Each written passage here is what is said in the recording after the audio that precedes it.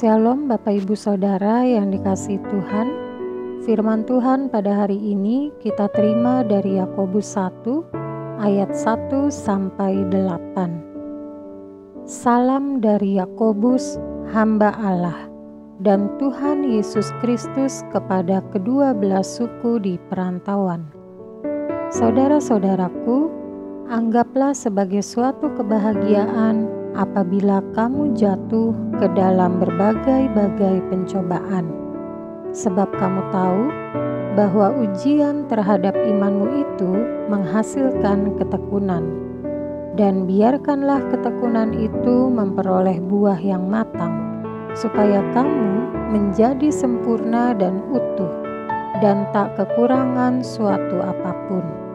Tetapi apabila di antara kamu ada yang kekurangan hikmat, hendaklah ia memintakannya kepada Allah, yang memberikan kepada semua orang dengan murah hati dan dengan tidak membangkit-bangkit. Maka hal itu akan diberikan kepadanya.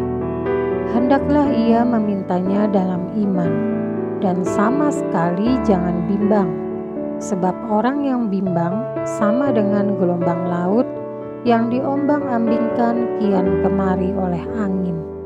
Orang yang demikian janganlah mengira bahwa ia akan menerima sesuatu dari Tuhan, sebab orang yang mendua hati tidak akan tenang dalam hidupnya.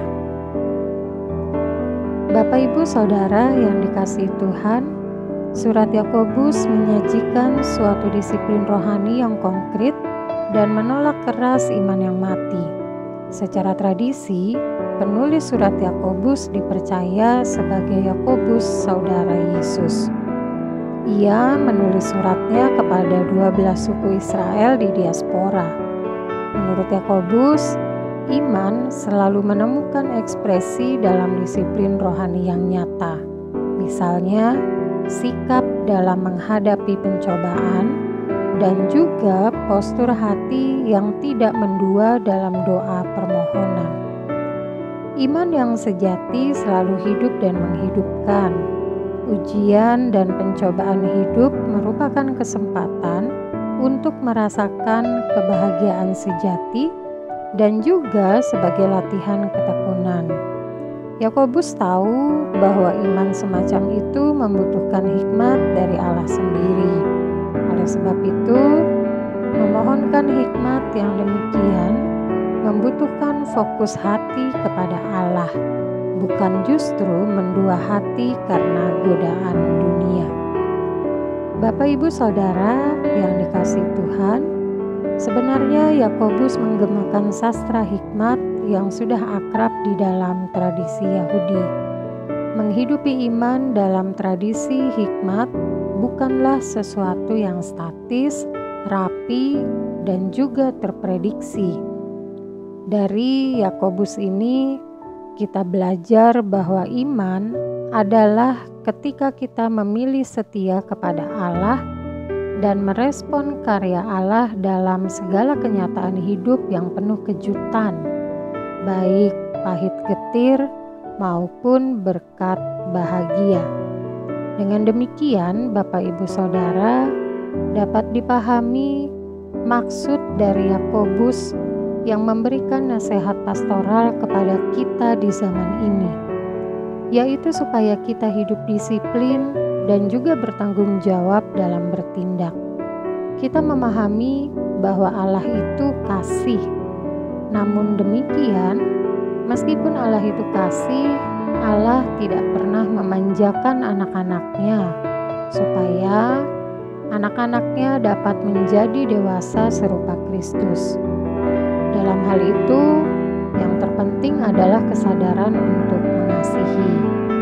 Bapak Ibu Saudara yang dikasihi Tuhan, kesadaran untuk mengasihi dalam bentuk perilaku dapat dilihat dalam pribadi Yesus. Jelas, Yesus adalah teladan disiplin rohani bagi kita dalam melawan dosa. Kedisiplinan dan ketaatan Kristus kepada Bapa telah dibuktikannya di kayu salib. sedangkan pergumulan dan kesulitan kita melawan dosa belum sampai pada level mencucurkan darah. Memang harus diakui bahwa yang kita hadapi belum sebanding dengan penderitaan Kristus. Meski begitu, kita perlu belajar terus-menerus dari teladan Kristus. Bapak Ibu Saudara, di dalam Amsal 3 ayat 11 tertulis, "Hai anakku, janganlah engkau menolak didikan Tuhan, dan janganlah engkau bosan akan peringatannya." Dalam Amsal tersebut terdapat peringatan supaya kita jangan sampai menolak didikan Tuhan, dan juga supaya kita jangan bosan atas peringatannya. Mari Bapak Ibu Saudara yang dikasihi Tuhan, kita bersama-sama membangun disiplin rohani yang baik, supaya kehidupan rohani kita pun dapat terjaga dengan baik.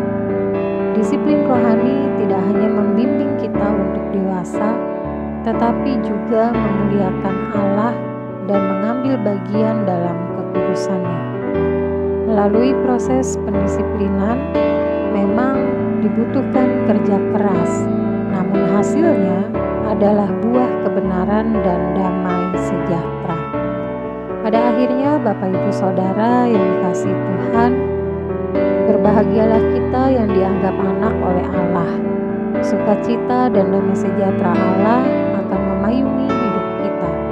Dan yakinlah bahwa ketika kita melakukan disiplin rohani, kita sedang meneladani Yesus. Dan ketika kita meneladani Yesus, kita pun menjadi diperkenan